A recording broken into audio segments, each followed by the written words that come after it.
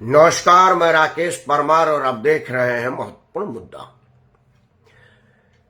मित्रों, महत्वपूर्ण मुद्दे की शुरुआत करने से पहले एक अनुरोध है कि कृपया इस वीडियो के अंत तक बने रहें।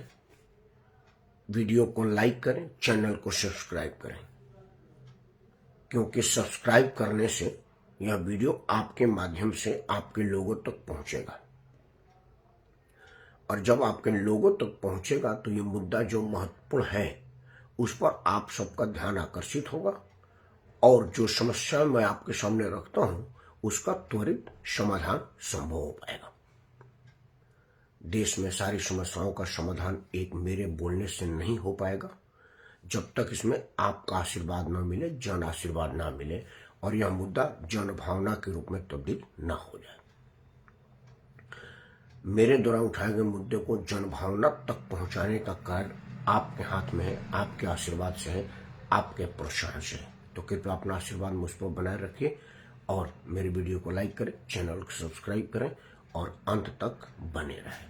तभी आप पूरी बात को समझेंगे, सुनेंगे और तब उस पर अपना निर्णय लेंगे या अपना आशीर्वाद देंगे।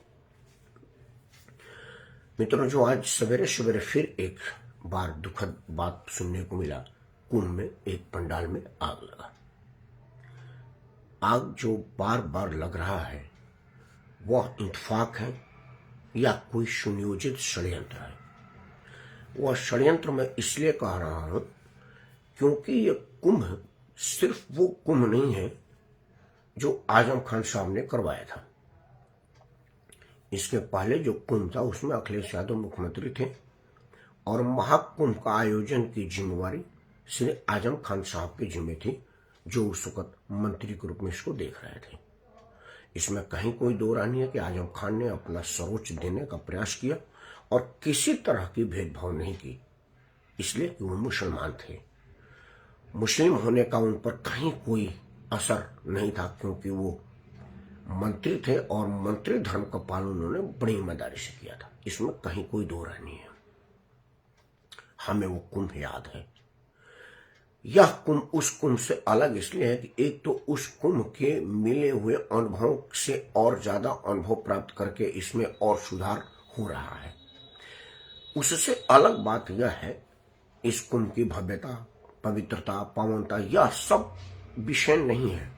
विषय यह है कि जो तत्कालिक कुंभ हुई थी उसको अखिलेश यादव मन से इंडोर्स इसलिए नहीं कर पा रहे थे क्योंकि उनका सेकुलर छवि प्रभावित हो जाता, मुस्लिम वोट बैंक बिदक जाता, क्योंकि वो लोग एंटी मुस्लिम होना नहीं चाह रहे थे।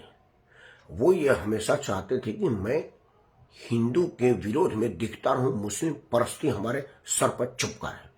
हमारे देश में इस तरह की राजनीतिक बीमारी कई लोगों के पास है। अखिलेश के पास हुआ तो क्या हुआ? इसलिए उसको अखिलेश ने पूरा इंडोर्स अपने स्तर पर नहीं किया। लेकिन जो यह सरकार है वो सनातन धर्म के किसी भी प्रतीक को अंगीकार करने में, प्रदर्शन करने में, उससे अपने आप को जोड़ने में और उसका जोर शोर से प्रसार करने में कमी नहीं छोड़ती, और वो हो रहा है। केंद्र से लेकर के राज्य सरकार तक सभी लोग महाकुंभ का गुणगान गा रहे हैं और महाकुंभ में आए इस बात का आह्वान कर रहे हैं। महाकुंभ की पवित्रता बनी रहे यह ऋषि मुनि साधु संत कर रहे हैं, और महाकुंभ की भव्यता और सुरक्षा बनी रहे यह सरकार कर रही है। इस कुंभ को उत्तर प्रदेश की सरकार और केंद्र सरकार ने मानव से मानव को मिलाने का प्रयास बताया हुआ है। मैंने भी पहले दिन जब कुंभ का शुरुआत हुआ था तो मैंने बताया था कि जो करोड़ों लोगों ने आज इस पावन पवित्र त्रिवेणी में डुबकी लगाई है, उसमें किसी ने किसी की जात धर्म नहीं पूछा है। किसी ने ये जानना नहीं चाहा कि आप कितने अमीर हो, कितने गरीब हो, किस स्तर के हो, अधिकारी हो या कर्मचारी हो, चेयरमैन हो कि चपरासी हो, पढ़े लिखे हो कि अनपढ़ हो, भिखारी हो कि धनवान हो। सबने आस्था की डुबकी लगाई, एक ही साथ पैदल चले। घाट तक तो मुख्यमंत्री की भी गाड़ी नहीं गई। एक निश्चित दूरी के बाद प्रधानमंत्री, मुख्यमंत्री भी पैदल ही गए। बड़े बड़े अधिकारी, जो मेरे कुछ लोग मेरे बड़े निजी जानने वाले हैं, उन लोगों ने कहा था कि मैं गाड़ी उड़ी के विषय में मत सोचना, क्योंकि कुछ दूर तक पैदल चलना ही है। और यह हुआ भी। अब सवाल है कि हमारे देश में राजनीतिक दल के लोग किसी चीज को ऐसी बेबाक होने दे और उसमें माइलेज बढ़ने दे, तो फिर उनको विरोध में रहने का क्या मतलब है? कुछ देश विरोधी लोग भी हो सकते हैं जिन्हें ऐसे अवसरों पर अपने लिए अवसर तलाशने का प्रयास करते हैं। कुछ षड्यंत्रकारी लोग भी हैं जो षड्यंत्र रचते रहते हैं। तो क्या इस तरह के किसी षड्यंत्र का शिकार कुंभ हो रहा है बार बार आग लगा करके? क्योंकि सुना जा रहा है कि कुंभ में सुरक्षा इतना ज्यादा है कि और किसी विषय पर तो कोई विचार कर ही नहीं सकता, सुरक्षा कर्मी इतनी तेज है। वो एक चुटकुला है, वो एक कॉमेडी वाला कह रहा था कि एक पति बोला कि भाई आप कुंभ में क्यों नहीं गए, पत्नी के साथ सारे लोग जा रहे हैं। उन्होंने कहा क्या करे यार, 5 बार बीवी खोई फिर भी लोग खोज करके ले आ दे रहे, पुलिस इतनी सख्त है। मतलब वो ये हंसी की बात है, लेकिन इससे पुलिस की सख्ती का पता चलता है कि प्रशासन कितना सख्त है, पुलिस कितना चुस्त दुरुस्त है। अब एक आग लगाना एक आसान काम है, क्योंकि एक महज चिंगारी से ये हो सकता है।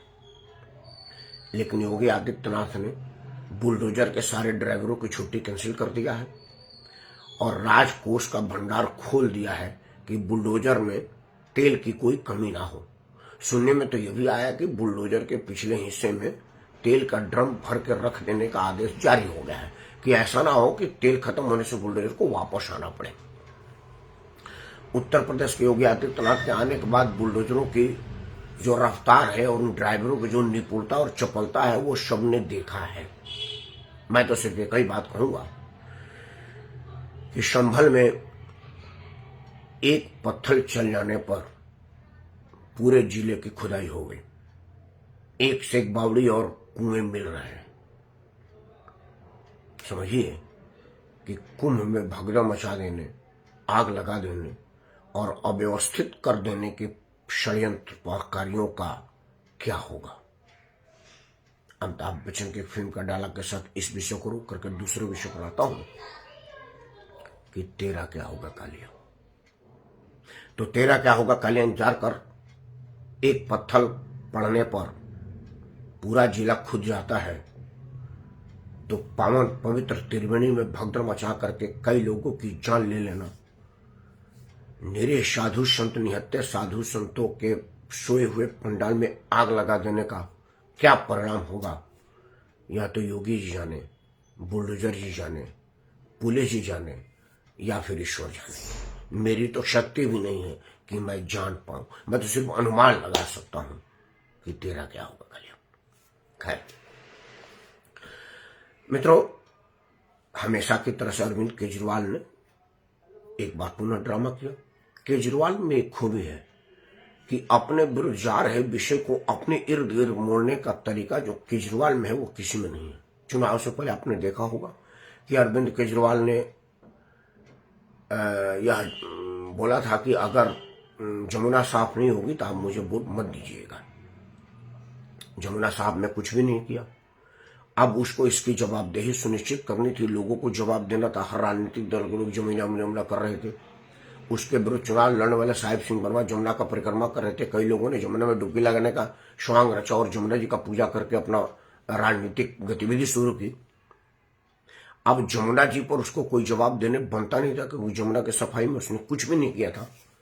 तो उसने जमुना में जहर डालने का बात कह दिया। अब सारे लोग जमुना में सफाई मांगने की जगह जमुना साफ होने की बात कहने लगे कि इसी जमुना का मैं पानी पीता हूं, जहर नहीं है। बिल्कुल अपने तरफ मोड़ दिया।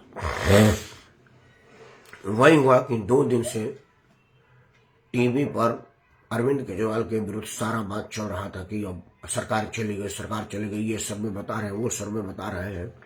कुछ सर्वे के अलावा बाकी सभी सर्वे भारतीय जनता पार्टी के पक्ष में बता रहे हैं।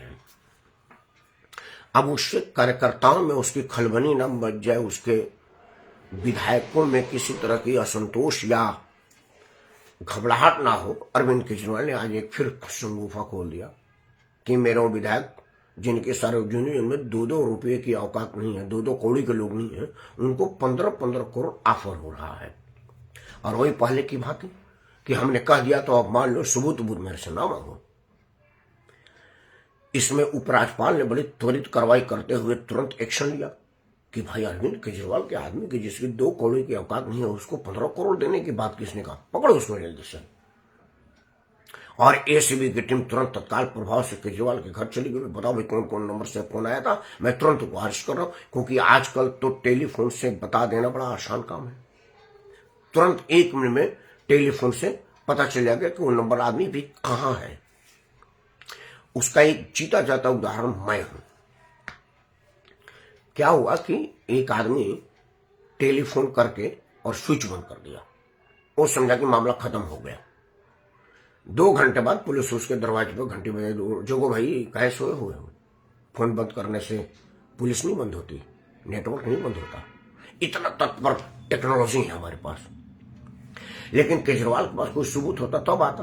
उन्होंने वकीलों के फौज को अपने गेट के आगे किया और बोला कि प्रॉपर वे में नोटिस नहीं है, हम नोटिस के जवाब प्रॉपर वे में भेजेंगे।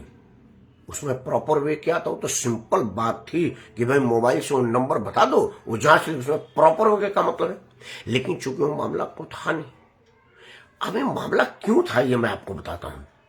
क्योंकि यह मुझे मालूम है कि किसी ने कोई 1 रुपया ऑफर किया नहीं है। क्योंकि विधायकों को ऑफर करने की बात तो सुनी जाती है, उम्मीदवारों को ऑफर करने की बात तो पहली बार सुनने में आ रहा है। खैर, अरविंद केजरीवाल के जमाने में हर बात पहली बार ही सुनने में आता है। अरविंद केजरीवाल ने ऐसे ऐसे घोटाले किए, ऐसे ऐसे कांड किए, ऐसे ऐसे काम किए जो इसके पहले किसी के दिमाग में नहीं आता है कि ऐसा भी हो सकता है। एक दारू के बदले दूसरी दारू की बोतल फ्री में मिल सकती है और उसमें भी घोटाला हो सकता है। यह बात भी लोगों को पहली बार ही पता चला। आम आदमी बड़ा परेशान करे, यार कब घोटाला हुआ? मैं तो 1 बोतल खरीदने का, मेरे को 1 बोतल फ्री में दे दिया, घोटाला कहां हुआ? ये समझ में नहीं आ रहा उस आदमी को कि इसमें भी घोटाला हो सकता है। तो खैर, केजरीवाल जो ना करे वो कम है, और जो किसी से ना हो वो केजरीवाल में दम है। अब ये क्यों हुआ, वो मेरी जो बुद्धि है वो आपको बता रहा हूं। ये बिल्कुल ताजा है, ये किसी ने नहीं कहा, सुनिए। असल में क्या है कि केजरीवाल को लोगों ने बताया है, अब केजरीवाल की खुद की भी सर्वे है कि अब की बार सरकार मेरी बन नहीं रही है। किसी किसी का अनुमान है कि 50-50 का मामला है। हो सकता है 30-30 आपका हो और 10 इधर उधर हो जाए। किसी को अनुमान है कि भाई 10 सीटें कांग्रेस को मिल सकती है, कांग्रेस वाले 10-15 सीट की दावेदारी भी कर रहे हैं, और 30-30 सीटें दोनों मिल जाएगा तो सरकार कौन बनाएगा? कांग्रेस के साथ मिलकर के केजरीवाल बनाएगा या केजरीवाल की टीम में टूट पड़ जाएगी? क्योंकि केजरीवाल की टीम में फूट पड़ने के पूरे आसार हैं। उसका कारण है केजरीवाल का मुख्यमंत्री के रूप में ना बनना।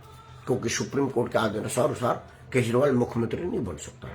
उस पर वह राइडर लगा हुआ है कि तुम मुख्यमंत्री के रूप में ऑफिस नहीं जाओगे, फाइल पर साइन नहीं करोगे, किसी तरह के बीइंग सीएम एक्ट नहीं करोगे। तो केजरीवाल किसी और को मुख्यमंत्री बनाएगा तो पार्टी टूट जाएगी। क्योंकि एकमात्र चेहरा केजरीवाल के कंपनी में केजरीवाल है, बाकी सब ठुल्ले हैं। केजरीवाल के शब्दों में, मेरे लिए तो वो सब नेता या करता है, लेकिन केजरीवाल कहता है कि मेरे वाला बाकी लोग ठुल्ले हैं। अगर वो बीबी को बनाता है, जैसा कि उसकी बीबी ने बड़ी लीड की थी जब केजरीवाल जेल में था, सार्वजनिक अनाउंस करती थी कि ये करूंगा, ये करूंगी, ये करूंगी, तो पार्टी में टूट पड़ जाएगी। लोग कहेंगे भाई हम झाड़ू उठाने चलाने के लिए आए हैं, बाकी नेतागिरी करने के लिए तुम और तुम्हारी बीबी। टूटने का आसार है। तो केजरीवाल ने एक संगोफा छोड़ दिया कि भाई 15-15 करोड़ रुपए में मेरे विधायकों को खरीदा जा रहा है। असल में वो 15 करोड़ खरीदने की बात नहीं कर रहा, वो अपने विधायकों पर एक मनोवैज्ञानिक दबाव बना रहा है कि भाई 15 करोड़ रुपए में तुम बिक रहे हो।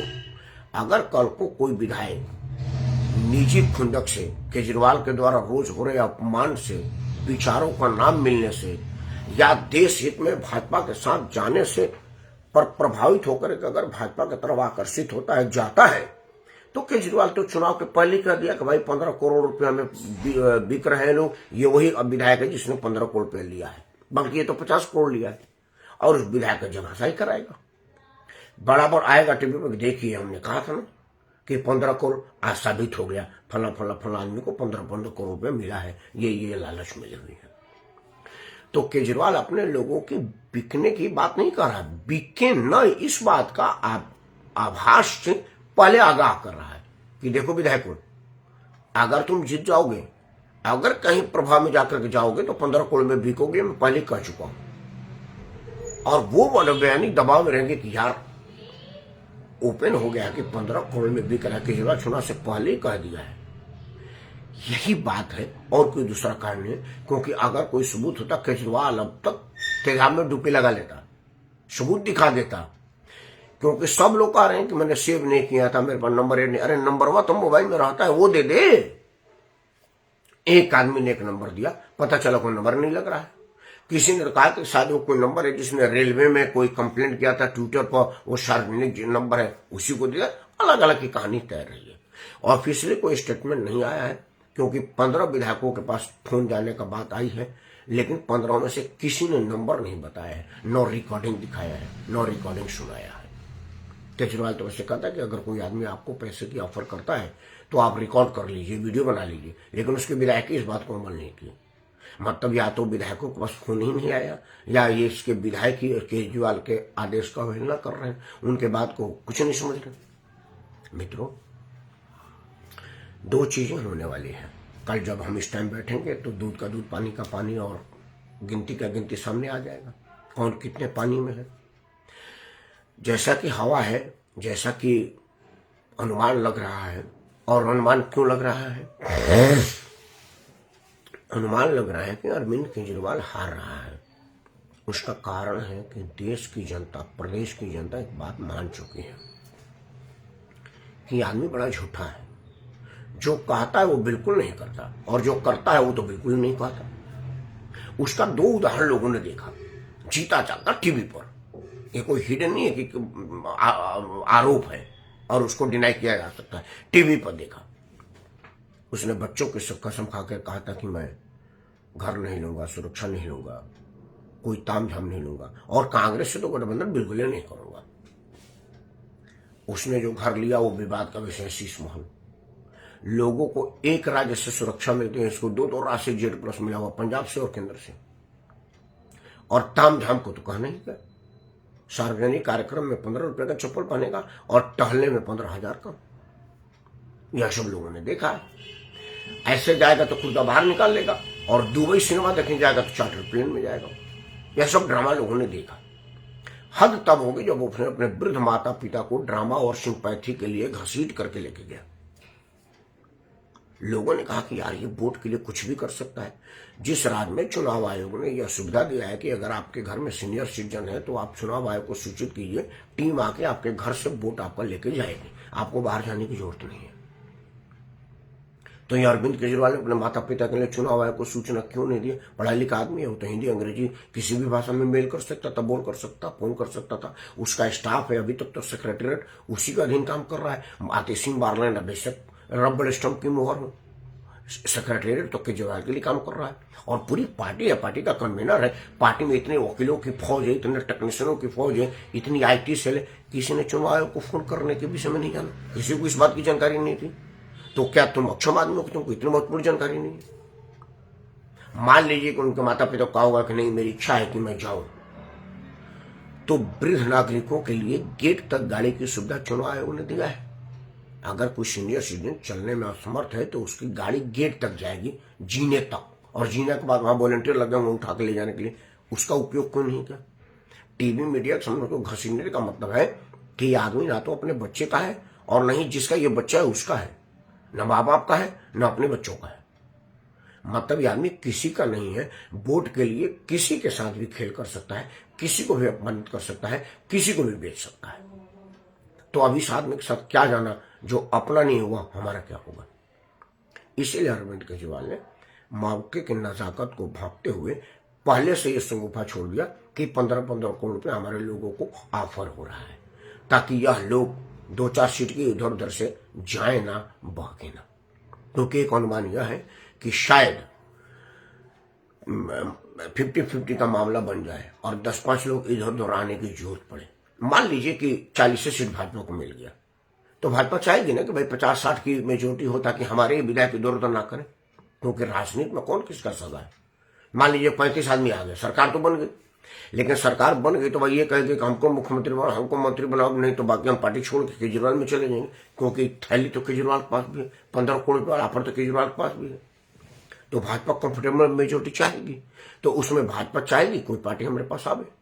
और इसके चक्कर में अगर कोई पार्टी, कोई विधायक जाता है तो केजरीवाल पहले से 15 करोड़ का संगोपा छोड़ चुका है।